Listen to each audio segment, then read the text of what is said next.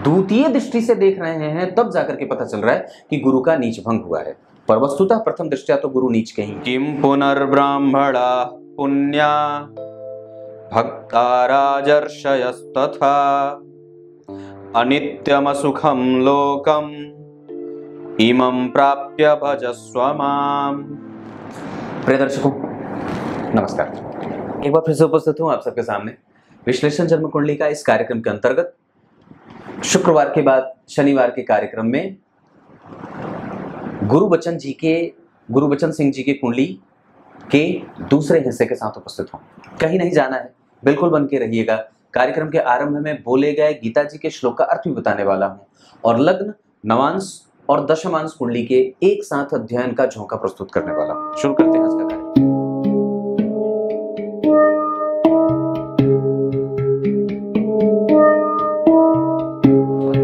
ही रहिए एक नंबर से सबसे पहले यहीं पे बिल्कुल मुद्दे की बात पे। नवांश कुंडली जो होती है वो बीज कुंडली होती है। आप इसको कभी भी नजरअंदाज नहीं कर सकते और इसके अध्ययन की परिपक्वता उतनी ही मजबूती से करनी चाहिए या उतने ही परिपक्व दृष्टिकोण रख करके करने की आवश्यकता है जितने की लग्न की स्थिति। तिरछी दृष्टि से ही सही पर हमेशा और पूर्ण दृष्टि से ही सही पर हमेशा ही नवांश कुंडली का अध्ययन करना चाहिए। इन्होंने एक सवाल लिखा है, पूछा है, दरअसल लिखा था कि गुरुजी मेरी किस्मत चमका दो। मैंने कहा मैं ब्रह्मा थोड़ी हूँ जो आपकी किस्मत चमका दूंगा। ब्रह्मा जी ने जो लिख रखा है वही होता है मेरे भगवान। भगवान ने जो बात लिख रखी है वो भगवान पे लागू हो जाती है।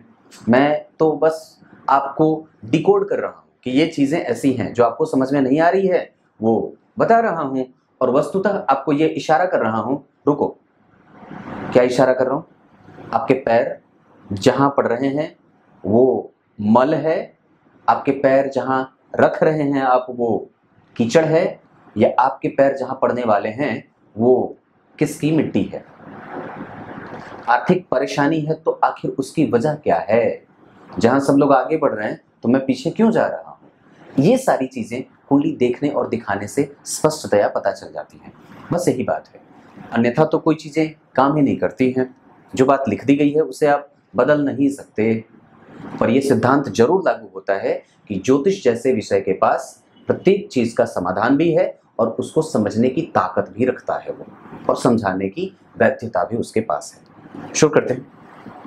सबसे पहले सूर्य जो जन्म कुंडली में धन भाव के अधिपति होकर के लग्न में बैठे नीच के ग्रह के साथ, जहां मंगल नीच के बैठे हैं, पर जो ग्रह मंगल का नीच भंग करेगा वो देवगुरु बृहस्पति होंगे, क्योंकि गुरु की उच्च राशि में मंगल की नीच राशि बनती है। गुरु उच्च राशि कर्क राशि में बैठे होते हैं तो उच्च के हो जाते हैं, और गुरु केंद्र में बैठे हैं इस वजह से मंगल का नीच भंग हो जाएगा। दूसरे नंबर पे भाग्य भाव के अधिपति होकर के गुरु बैठे थे नीच के, और मंगल की ये उच्च राशि है और मंगल केंद्र में बैठे हैं, इस वजह से गुरु का भी नीच भंग हो जाएगा। ये पहली बात थी। पर बात मैं सूर्य की कर रहा था, तो किसी भी नीच के ग्रह के साथ बैठने से इस ग्रह का प्रभाव कमजोर हो जाएगा।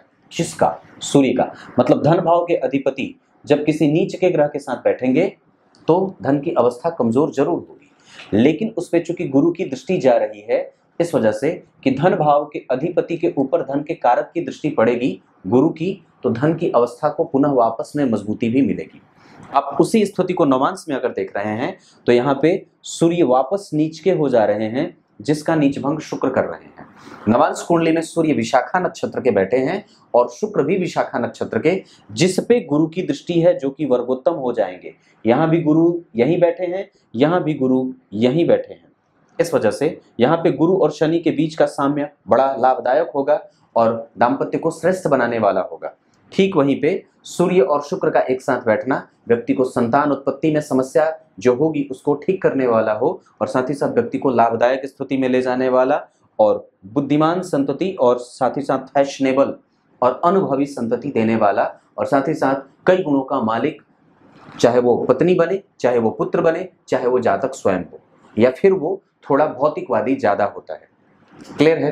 तो सूर्य का जो प्रभाव है वो ऐसा है। सूर्य की दशा में व्यक्ति के पास वाणी का प्रभाव बढ़ता है, उसके लाभ के संकेत मिलते हैं। सूर्य की दशा में व्यक्ति वाणी से धन कमा लेता है और सूर्य की दशा में व्यक्ति के डिसीजन मेकिंग कैपेसिटी की स्थिति बढ़ती है, उसकी विद्वत क्षमता बढ़ती है। ग्रह कोई आवश्यक नहीं है कि आपको खाली पैसा ही देके जाएगा, वो बुद्धिमान भी बनाता है, वो बुद्धिहीन भी बनाता है, वो आपसे गलत निर्णय भी करवाता है, आपके शुद्ध निर्णयों को और भी ज्यादा परिष्कृत और शुद्ध रूप में सामने से दिखा देता है।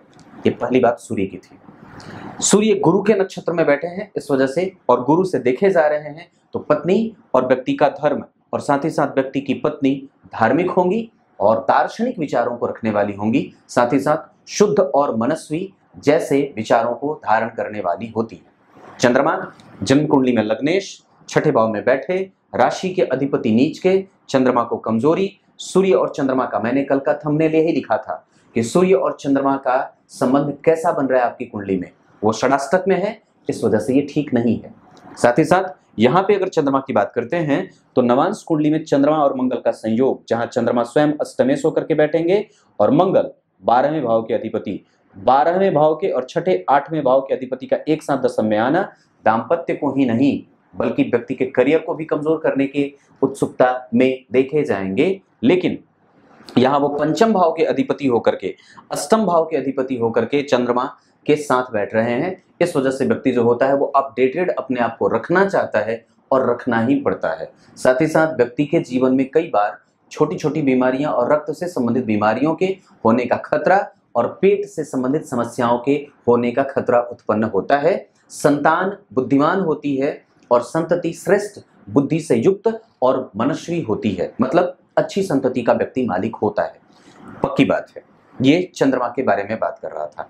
चंद्रमा यहाँ पे जो बैठे हैं वो चित्रा नक्षत्र के बैठे हैं, मंगल के साथ बैठे हैं, मंगल भी चित्रा में बैठे हैं, इस वजह से उनके पास साहस है और दाम्पत्य में लक्ष्मी संपन्न योग होने का, लक्ष्मी से संपन्न होने का योग लगा हुआ है। क्लियर है? ये मंगल की बात नहीं थी, चंद्रमा की थी। अब मंगल पे कर्क लग्न की कुंडली के लिए सर्वाधिक योग कारक ग्रह के रूप में मंगल विद्यमान होते हैं। केंद्र और त्रिकोण के अधिपति होकर के लग्न में नीच के भी बैठेंगे तो भी खराब नहीं होंगे, परंतु वो सूर्य को जरूर ही प्रभावित करेंगे। लग्न पंचम भाव के अधिपति को शुभकर्त्री होने से या शुभकर्त्री योग में होने से करियर और पंचम भाव यानी कि यश, कीर्ति, मान, सम्मान और व्यक्ति का कृतज्ञ होना, दयालु होना, धर्म के बारे में विचार करना, धर्मज्ञ होना, कर्तव्यनिष्ठ होना और उत्साही होना और अक्वायर करने की जल्दबाजी होना, ये सारी चीजें जातक के जेहन में घुसेंगी। और साथ ही साथ व्यक्ति के जीवन में यहाँ मंगल अपने ही नक्षत्र के बैठ रहे हैं और कन्या राशि के बैठ रहे हैं। अब एक बात बताता हूं, मंगल अगर जन्म कुंडली के लग्न चार्ट में कितनी भी खराब स्थिति में हो, यह सूत्र है, याद रखिएगा। मंगल अगर जन्म कुंडली के, याद रखने की बात है, आप लोग तो मेरा कार्यक्रम देखते ही नहीं है रोज, पर मुझे पता है कि मैं बहुत अच्छे कार्यक्रम बनाता हूँ, क्योंकि जो चीजें अच्छी होती हैं वो आसानी से सब तक नहीं पहुंच पाती हैं। इसका सिद्धांत मुझे पता है। अगर ऐसा होता तो भगवान शंकराचार्य का जो पूरी शंकराचार्य का जो चैनल है वो एक दिन में मात्र 2000 व्यूज नहीं होते, उसके लाखों मिलियन व्यूज होने चाहिए थे। जो अब पता नहीं किस किस को देख करके उसके व्यूज बढ़ा देते हैं, जो वास्तव में हमारे ज्ञान की परंपरा जो ऋषिगण और महर्षि बढ़ा रहे हैं और बनाना चाहते हैं, उससे तो हम अनभिज्ञ बैठे हैं। मैं अपनी तुलना शंकराचार्य से तो नहीं कर सकता कभी भी, ऐसी मूर्खता मेरे पास नहीं है, पर हाँ इतनी बात जरूर जानता हूं कि निस्संदेह जो अच्छी चीज है वो दब रही है और उसको बाहर निकालने की आवश्यकता अवश्य है। तो मेरे कहने का मतलब है कि आपकी कुंडली में अगर ऐसी स्थिति बन रही हो कि ग्रह, मंगल की बात कर रहा था, तो अगर ये सूत्र लागू हो कि मंगल नवांश कुंडली में बुध के नवांश में जाते हो तो वो ग्रह अच्छा हो जाता है। तो यहाँ पे जो नीच के हुए थे वो निस्संदेह यहाँ पे अच्छे हो जाएंगे। और चंद्रमा जैसे शुभ ग्रह के साथ बैठे हैं, थोड़ी बहुत कमजोरी के साथ वो अपना परिणाम लाभदायक बनाएंगे धन के मामले में और करियर को सपोर्ट करने के मामले में। करियर को सही दिशा में व्यक्ति को दिशा मिल जाती है, गति मिल जाती है, क्योंकि वस्तुतः वो भाग्य भाव जो कर्क लग्न की कुंडली होती है वो भाग्येश के द्वारा जन्म कुंडली के पंचमेश देखे जा रहे हैं। ऐसे स्थिति में व्यक्ति को ईश्वर का आशीर्वाद और उसके पूर्वजों का आशीर्वाद, पितरों का आशीर्वाद और व्यक्ति धर्म के बल पर ही आगे बढ़ाता है अपनी गाड़ी, कभी भी विधर्मी या कुकर्म करने वाला नहीं होता है। ये आपको मंगल की बात है। मंगल यहाँ बैठे, यह अच्छी बात है। बुध जन्म कुंडली में 12वें और तीसरे भाव के अधिपति होकर के कमजोर ग्रह के रूप में इस कुंडली में जाने जाएंगे। धन भाव में बैठे हैं, जहां के अधिपति से उसको बल मिल रहा है क्योंकि वो केंद्र में बैठ रहे हैं, और धन भाव के अधिपति का केंद्र में बैठना और धन के कारक गुरु के द्वारा देखा जाना, ये धनी योग बनाए। और वही बुध नवमांश कुंडली में मंगल की राशि में, अब जरा देखिए, मंगल बुध की राशि में और बुध मंगल की राशि में ये परिवर्तन योग बनेगा। और निस्संदेह जरा गौर करिए तो धन भाव में बुध का बैठना अकेले थोड़े से धन को कमजोर, पर वाणी के लाभ को लाभान्वित करने वाला और वाणी से लाभ कमाने वाला, धन कमाने वाला, और व्यक्ति अकाउंटेंट वगैरह के क्षेत्र में धन के लेन देन के मामले में आगे होता है और धन के मामले में लालायित रहता है कमाने के लिए। वो थोड़ा स्वाद लोलुप भी होता है और आकर्षक जो चीजें आकर्षित करती हैं उसके पीछे भागने वाला भी होता है। वो थोड़ा सा बचपना हमेशा ही कर बैठता है, थोड़ी बचपन की स्थिति उसकी कभी जाती नहीं है, चाहे वृद्ध भी हो जाए। तो यहाँ बुद्ध की स्थिति अच्छी होगी और मैं समझता हूँ कि व्यक्ति का जो संतान है पक्ष है और व्यक्ति का जो दाम्पत्य का पक्ष है वो बिल्कुल ठीक है, क्योंकि शुक्र और बुध बैठे हैं। और वस्तुतः जो है वो आप गौर करें तो यहाँ पे शुक्र और चंद्रमा का संबंध द्विद्वादश का बन रहा है और गुरु और चंद्रमा का संबंध केंद्र का बन रहा है। इस वजह से आपसी सामंजस्य का भाव जो होता है वो बड़ा ही सुदृढ़ और बहुत ही मजबूत होता है। यहाँ पे आपको एक बात की आवश्यकता मैं महसूस करता हूँ कि पत्नी बड़ी ही सुशील वर्ग की आती हैं और साम्भ्रांत आती हैं, दार्शनिक आती हैं। उनके विचार अलग होंगे जिसपे कभी कभी जो है वो आक्षेप और विक्षोभ की स्थिति बनेगी, क्योंकि गुरु और शनि बैठे हैं तो ये सामान्यतया थोड़े से असंतुलन का भी भाव जागृत होगा। पर वहां से उनके साथ जुड़ करके या उनके सहयोग से जुड़ करके व्यक्ति अपने दैनिक आय को वृद्धि दे सकता है। कहने का मतलब है कि अगर उनके साथ जुड़ करके अगर कोई भी काम करना चाहते हैं तो 100% ये काम आपके लिए लाभदायक होगा। ये बुध जो बैठे हैं भरणी के बैठे हैं, वक्री हुए हैं, 13 डिग्री के बल है उनके पास। अगर हो सके तो निसंदेह आप किसी भी व्यापार में उनको लगा सकते हैं और उनके जुड़ने के बाद आपका लाभ बढ़ेगा भी बढ़ेगा। ऐसा इसलिए क्योंकि जन्म कुंडली में भाग्य भाव के अधिपति का जन्म कुंडली में लाभ भाव में बैठना और जन्म कुंडली के छठे भाव के अधिपति का एकादश में बैठना, यहाँ पे लाभ के संकेत भी मिलेंगे, पर व्यक्ति को कई बार आर्थिक नुकसान के दौर से भी गुजरना पड़ सकता है शुक्र की दशा में। ऐसा सामान्यतया मैं देख रहा हूँ। क्लियर है? सूर्य की दशा में वाणी का प्रभाव बढ़े, चंद्र की दशा में व्यक्ति का व्यक्तित्व बढ़ता है और धन लाभ की स्थिति बढ़ती है, पर ऋण से छुटकारा भी मिलता है और ऋण में व्यक्ति थोड़े बहुत संबंधों में भी रहता है। मंगल की दशा में व्यक्ति का सर्वस्व और सर्व उसका जो क्षितिज है वो रोशनी से युक्त हो जाता है और आभामंडल विकसित होती है। बुध की दशा में व्यक्ति के वाणी का प्रभाव और वाणी के प्रभाव से व्यक्ति का धन और धन का जो है वो प्रकोप और प्रभाव बढ़ता है और धन के अभाव की कमी देखी जाती है। ये बुध तक की बात थी। देवगुरु बृहस्पति इस कुंडली के लिए भाग्य भाव के अधिपति और अष्टम छठे भाव के अधिपति होकर के जाकर के जन्म कुंडली में नीच के हुए हैं, जिनका नीच भंग मंगल ने कर रखा है।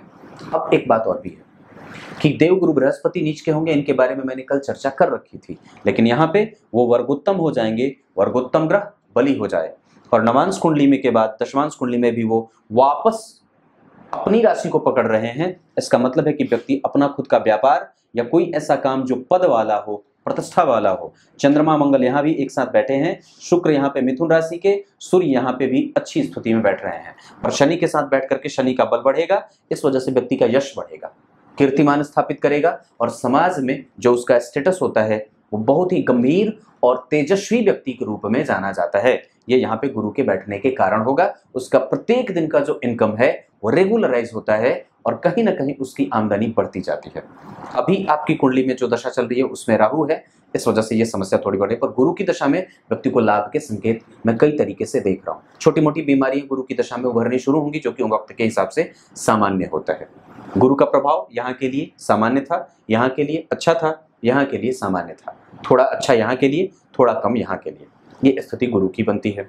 नवांश कुंडली में जो गुरु बैठे हैं वो पुनर्वसु के बैठे हैं, जो अपने ही नक्षत्र में बैठे होने से व्यक्ति की पत्नी दार्शनिक और उच्च विचारों वाली, श्रेष्ठ और गंभीर आती हैं और साथ ही साथ वो थोड़ी बचपना करने वाली और जल्दी ही गर्म मिजाज या गर्म हो जाने वाली, जल्दी ही मतलब क्रोध वाली, उन्माद वाली हो जाती है। हालांकि वो तुरंत ही प्रेम को पाने के बाद वास्तव में वस्तुतः अपनी स्थिति को प्राप्त कर जाती हैं, प्रेमी हो जाती।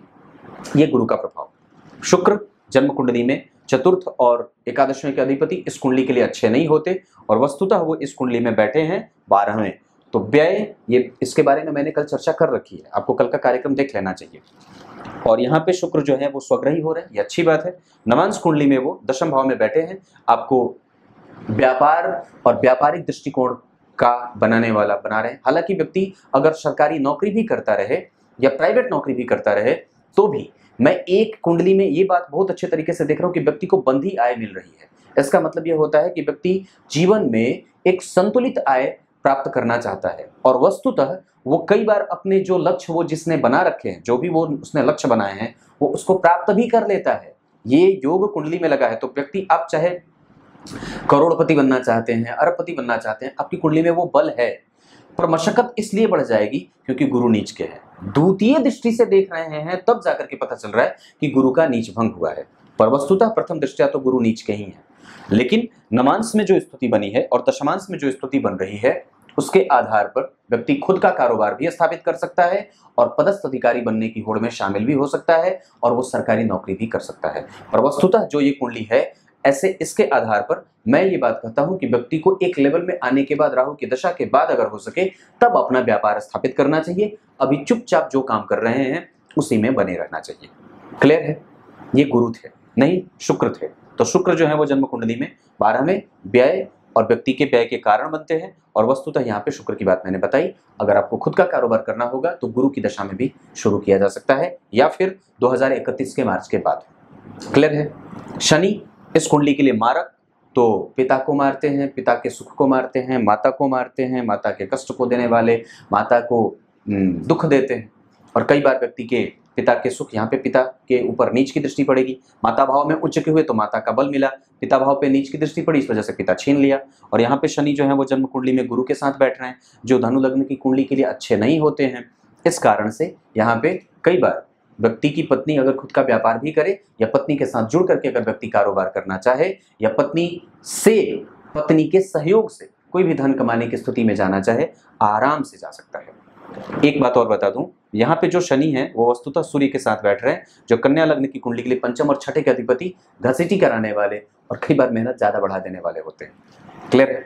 राहु और केतु आपकी कुंडली में जो बैठे थे, उसके आधार पर मैं जो समझ रहा था कि राहु आपकी कुंडली में भरणी नक्षत्र के बैठे हैं और शनि जो है वो नवांश कुंडली में आर्द्रा के बैठे हैं और राहु जो बैठे हैं वो स्वाति के। राहु और केतु आपकी कुंडली में कमजोर परिणाम करने वाले बन रहे हैं। इस वजह से राहु की दशा में मानसिक स्थिति असंतुलित होती है, निद्रा अनिद्रा में बदलती है, नींद न आना, आलस्य का बढ़ना और कई बार देर तक जागना, अनियमित होना, गलत गंदे लोगों के संपर्क में रहना, कई लोगों का लगातार जीवन में एंटर कर जाना और जीवन में कई बार व्यय की स्थिति ज्यादा बढ़ती है। जो सोचते हैं वो कई बार नहीं होता है, आराम से जीवन नहीं बीत पाता है, समस्याएं कई बार चौगुनी बढ़ जाती हैं, व्यय लगातार बना रहता है, कर्ज की स्थिति बढ़ जाती है और व्यक्ति के आय को असंतुलित होते देखा जाता है।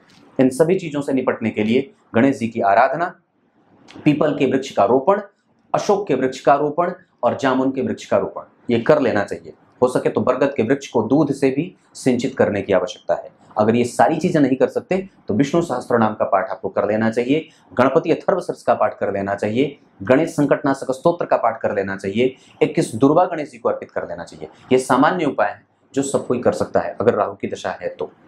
क्लियर है? ये इतनी सारी चीजें इस कुंडली में, दशमांश कुंडली में लग्न के अधिपति का 12वें जाना और लग्न के ठीक आगे राहु का बैठना और वस्तुतः शुभ ग्रह की राशि में जिसपे राहु की दृष्टि भी है, शुक्र को देख रहा है, इस वजह से व्यय आपके पास हमेशा ही रहेगा, आप इसको कभी भी कम नहीं कर सकते, ये अकाट्य सत्य है। लेकिन हाँ, एक बात कहूंगा कि धन भाव में बुध का बैठना और राहु का बैठना, यहाँ पे धन भाव के अधिपति का गुरु के साथ बैठना कमजोर नहीं है, धन भी उसी गति से आ रहा है, पर हाँ बजट वाली जो समस्या है उस पर आपको ध्यान देने की आवश्यकता है।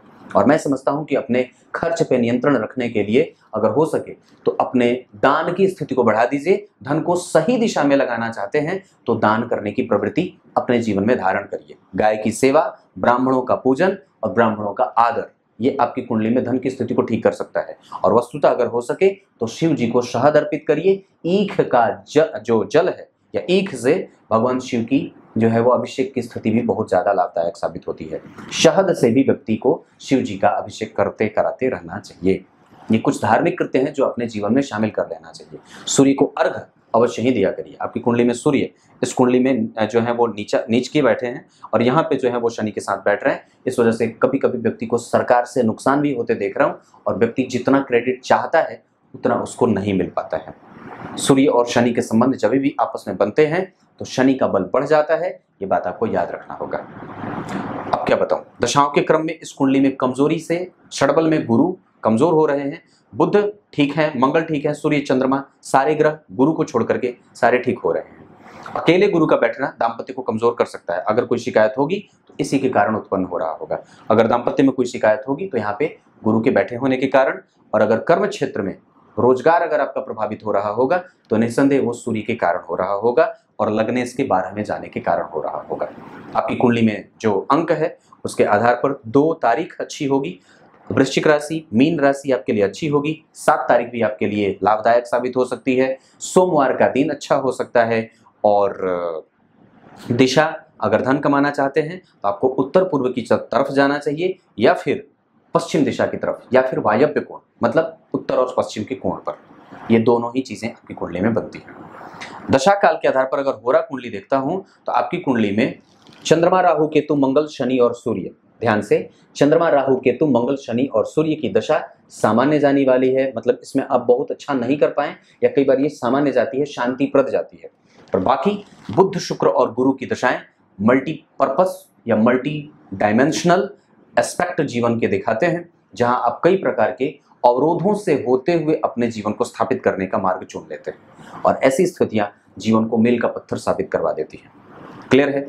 अब संपूर्ण कुंडली पे एक बार मतलब टोटल परिणाम बता देता हूं, जिसको कि समझने की आवश्यकता है। वाहन वगैरह का सुख आपकी कुंडली में 100% बहुत अच्छा है। संतान का सुख आपकी कुंडली में 100% है। थोड़े बहुत कमजोरी वाले एहसास बनेंगे, पर वो एक सामान्य है। थोड़ी बहुत वैचारिक मतभेद और गर्माहट रहेगी। इस कुंडली में जो मोक्ष है, या फिर इस कुंडली में जो उपासना वगैरह का जो क्षेत्र देख रहा हूं, उसमें थोड़ी सी कमजोरी है। जातक बहुत ज्यादा एग्रेसिव है। अगर अपने एग्रेसिवनेस को कम कर लेंगे तो चीजें ठीक हो जाएंगी। इस कुंडली में विद्या भाव बहुत अच्छा बना है, और मैं समझता हूं कि व्यक्ति के पास अनुभव और व्यक्ति का इनिशियल जो एजुकेशन है वो बहुत ही जबरदस्त रहा हो, और व्यक्ति 0-0 के लेवल से बढ़ करके आगे बहुत ऊंचाई तक जाता है। इस कुंडली में बाकी के अन्य चीजों पे अगर मैं बात कर दूं तो आपकी कुंडली में संपूर्णतया इस कुंडली में मंगल अच्छे हो रहे हैं, इस कुंडली में शुक्र अच्छे हो रहे हैं, इस कुंडली में बुध अच्छे हो रहे हैं, और इस कुंडली में शुक्र और शनि का संबंध अच्छा हो रहा है। बस इतनी सी बात है। दशाओं में अगर कभी भी भवन वगैरह खरीदना होगा तो मैं समझता हूं गुरु और शनि की दशा आपके लिए लाभदायक साबित हो सकती है। ऐसी स्थिति में कि अगर कुछ भी काम करना हो तो शुक्र को भी आप देख सकते हैं। जब शुक्र आए गोचर में, आपके दशा काल में शुक्र का जब प्रभाव आता हो अंतरदशा प्रत्यंतर दशा में, तो आप कोई भी काम कर सकते हैं। वस्तुतः आपकी कुंडली के लिए ये कुछ हद तक ये कुंडली कमजोर भी है, और कुछ कमजोर होने के बाद मजबूती को प्राप्त भी कर रही है। कुछ इसी तरीके से आज के कार्यक्रम का समापन करते हैं। अब आइए गीता जी के श्लोक का अर्थ बता देता हूँ। गीता जी के 9वें अध्याय के 33वें श्लोक में भगवान ने बात कही है, जो ब्राह्मण है, जो क्षत्रिय है, जो वैश्य है और जो शूद्र है, चाहे किसी भी अवस्था को प्राप्त करने वाला वो भक्त है, अगर मुझे चाहता है तो मैं निश्चित ही उसे मिल जाता हूँ। और ये बात तो कहने ही की बात नहीं है कि चाहे वो ब्राह्मण हो, चाहे किसी भी वर्ण से आता हो, वो निस्संदेह मुझे प्राप्त कर सकता है। इसका मतलब ये होता है कि आपको अपने वर्ण पे नहीं जाना चाहिए, पर निस्संदेह ये बात बनती है कि विभिन्न वर्णों के जीवन के स्तर को ऊंचा और आगे उठाने के लिए, और विभिन्न वर्णों के जो सिद्धांत बनाए गए हैं उसके अनुरूप ही आपको कृत्य करना चाहिए। कुछ इसी तरीके से आज के कार्यक्रम का समापन करते हैं। तब तक के लिए इजाजत दीजिए। शाम का कार्यक्रम तो आपने देख लिया, सुबह का कार्यक्रम देखा था कि नहीं, जरूर याद कर दीजिएगा। तब तक के लिए बहुत बहुत नमस्कार।